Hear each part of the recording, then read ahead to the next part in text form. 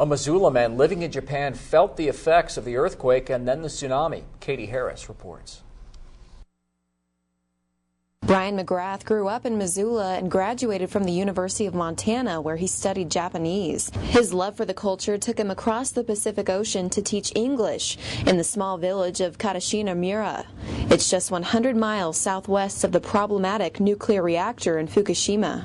McGrath had just gotten home from a graduation ceremony at his school when the earthquake took place. I've experienced a few earthquakes here, but it lasted for quite a long duration of time, so I kind of figured that it wasn't just like a normal earthquake. He ran outside to seek safety. 3 people were killed in his area from the earthquake. McGrath says since his area is inland, it wasn't as devastated by the earthquake, but those on the coast later felt the wrath of the tsunami. He wasn't able to get in touch with his family in Missoula for 6 hours because of faulty cell phone signals. Finally, I did get through, and I wanted to get through because I knew the earthquake was big, and I knew that,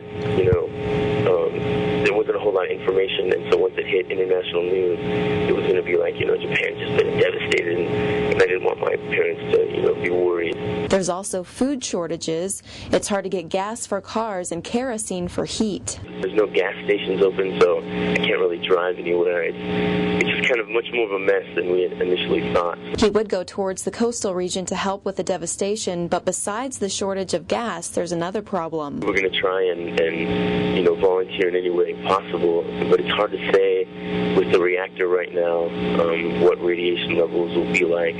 McGrath and Japanese people have been warned not to cross into a 50-mile radius of the nuclear reactor due to radiation. The nuclear reactor is a source of energy for Japan, but now people are dealing with rolling blackouts on top of the devastation in an effort to conserve energy. There's a huge lack of electrical power, and so they've been doing sort of systematically blacking out certain areas in the northeast to conserve energy. McGrath says he's not looking to jump on a plane back to America anytime soon, and that he wishes the American media would focus more on how the Japanese people have pulled together for support. People are taking care of each other.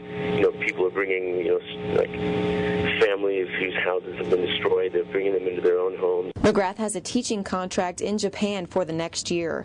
Reporting in Kalispell, I'm Katy Harris for Montana's news station. And McGrath says Japan needs clothing, blood, and money. And if you'd like to help out, contact the American Red Cross.